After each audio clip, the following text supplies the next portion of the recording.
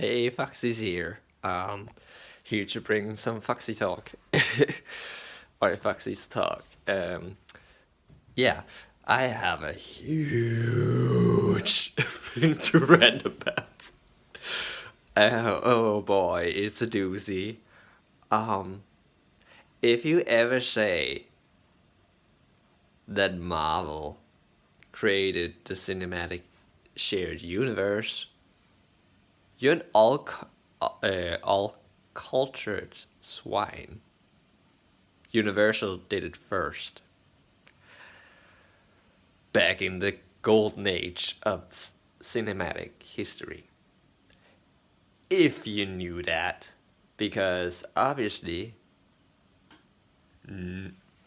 most people on the internet doesn't know that. And their main argument is Marvel did it first with the shared universe. No, that's wrong. It's the old monster movies who have that title. Besides, Freddy and Jason had a shared universe before the Marvel Cinematic Universe. And I'm not talking about Freddy vs. Jason. I'm talking about Jason Goes to Hell, where Freddy drags Jason down to hell. Because finally he found somebody who are still able to dream. Like, Jason doesn't die. He goes to sleep. He goes to hibernation. And yeah, then he can feed on Jason. Duh. Besides, everybody, like, most people are also like, oh my god, Godzilla and King Kong were, well, back in the good old days, in the golden age, they actually fought. Guess you didn't know that. I'm sorry, I'm being such a sourpuss, but it's like, the only way you're correct with Marvel did it first if you say the modern cinematic universe. Yes, then you're correct. Because everything they do is actually a copy of Universal, except for the post-credit scene. Otherwise, you have two scenarios in Marvel. Either we team up and fight the bad guy, or we duke it out. Or you can have the Freddy versus Jason thing, where it's like, one is the bad guy, one is the good guy. Rare. Somebody helps them. Like, so yeah, it's just one of my pet peeves when people say that Marvel did it first. No, they didn't do the cinematic universe first. Universal did. Back in the 30s and 40s. So, oopsie. But you can say they did the modern. You're entitled to say the modern. As long as you remember modern. Don't ever, ever, ever fucking say they made the shared cinematic universe, because then you're just showing that you don't know jack shit about your cinematic history. I, like, oh my god, I even saw Watch Mojo were like, yeah, Marvel did it fast. In their top 10 annoying things about cinematic universes. And like, most of their list was just like, Marvel is better than DC and every other universe, fuck you. Like, even though they said that some might be better, and then they showed Wonder Woman, and I was like, yes, thank you for acknowledging Wonder Woman is a good movie. Anyways, like, yeah, it just annoys me when people say that Marvel did it first because they didn't. And it's just because I'm such a huge horror fan, and yeah, I love horror, sci-fi, and whatnot. I think the only thing I usually have a hard time with is action movies because it's just like, oh, fucking Michael Bay. Boom, boom, crash, bang, explosions everywhere. What the fuck is this point of the movie? Is it just to show that you have explosive diarrhea today? Um, or you're in your explosive diarrhea period or something?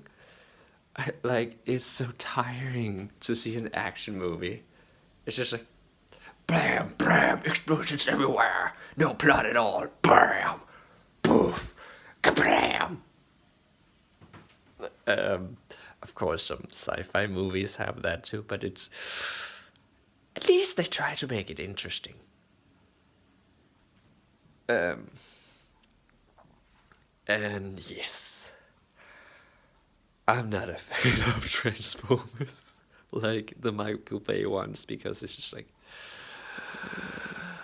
what have you done to my franchise? Like, I would go completely Aminet on him, like, well, it's just because it's like, you took something I liked away from me. Um, yeah. Um, but yeah, I also like the new Mummy movie.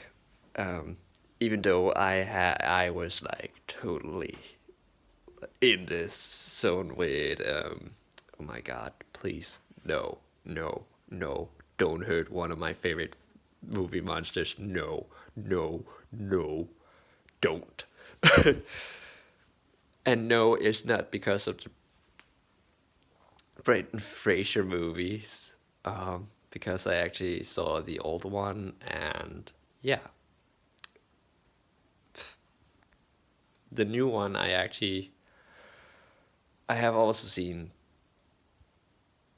yeah, the reboot or the reimagining um, of the old Mummy movie, with you know it with Brendan Fraser and that, and sure, the new Mummy movie with Tom Cruise have some forced comedy into it. It's all right. Like, I was like, I'm in it. Please take over the world. Please do it. Please. I beg of you, succeed. And it's like, that's part of the charm in the old monster movies. Like, you really fell in love with the monster because, as they said, if you actually have the Mummy on DVD, the Tom Cruise one, or Blu-ray, they actually talk about this modern version where it's like, yeah, no, there's not good, there's not evil. It's not good versus evil anymore. It's more like, yeah, you have Jack, who is a man without a soul, like, quotation, because he is such a dick that you could argue that he's a monster in some way or another. Um, but at the end, when something happens, he actually becomes human in some way. Just like um, the mummy herself in this movie. It's not Imhotep, where she actually, the thing she did was was a human reaction. What she even says, because who was it? I think it was what's her face? I was supposed to say the actress name Annabelle. Jenny was the name in the movie, where she talks with the mommy, and the mommy says like, "I didn't do anything wrong." I actually also think she says it was a different time.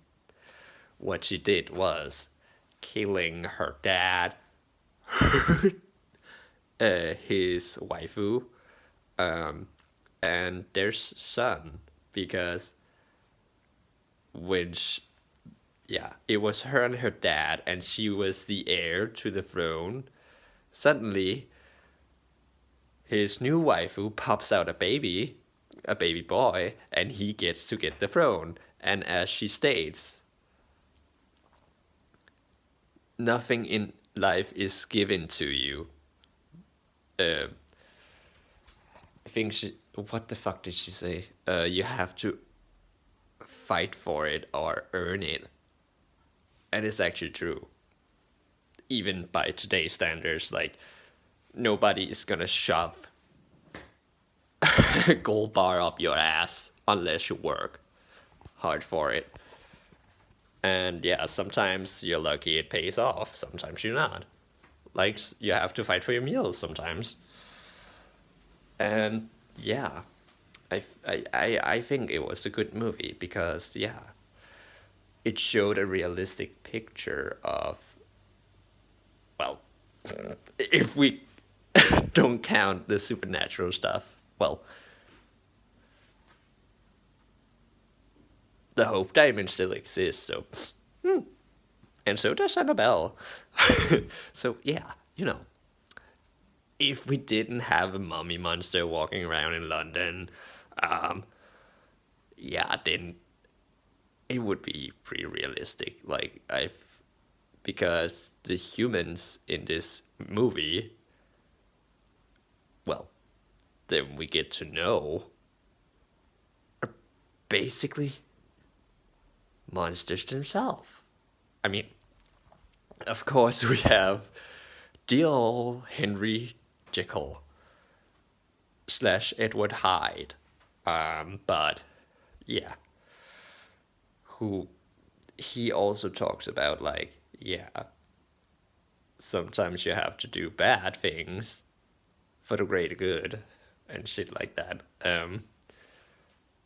So yeah, he even says, because they stopped on the net in her fucking little thingy and bring Sept into the world back in the good old days. Well, not the golden age, but at her time period. He actually said that whoever did that to her have actually failed of getting rid of the evil, because yes, Sept could have entered that the body of the guy she was trying to get Sept into, and then they could have killed off the guy, ring the word of the god of death in old Egypt. And that sounds like, oh my god, really? And yeah, it would have been bad to kill an innocent man or a possessed man, but at the same time, you could have gotten rid of evil. But yeah, I also think that a lot of people, like, they were like the Brendan Fraser one, it was like humor and action and whatnot. But what they sometimes forget is the old Mummy movie was more like a love story, kinda, because he was searching for his beloved, or his reincarnated beloved, in the modern days.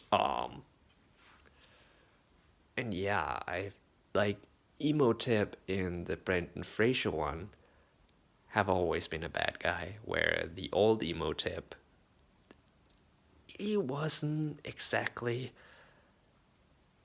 super bad. He was more like the lovable bad. Like, he just reacted to this new world he was in. Just like Aminet. And yeah.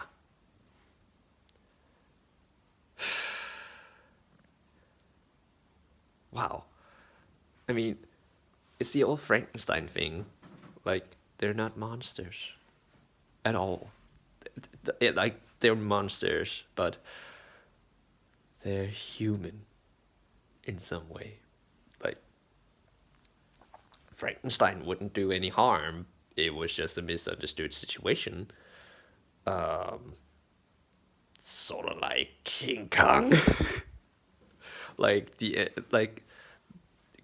old King Kong always makes me cry because it's like, why do we want to kill him? He just wanted his lady friend. He just wanted like his lady friend. It was his lady friend, for crying out loud. He wasn't being bad. You were being the monsters, not King Kong. And one of my friends was always like, Foxy, if you ever get captured by an ape and you shout, kill it, I will call you hypocrites.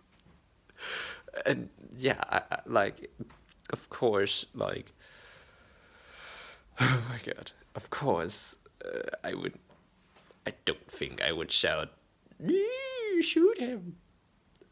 I think I would be more like, don't shoot, don't shoot. Because, hello. You big fucking monkey and you're fucking flashing all your flashlights in his face. Like, you like, you don't, yeah.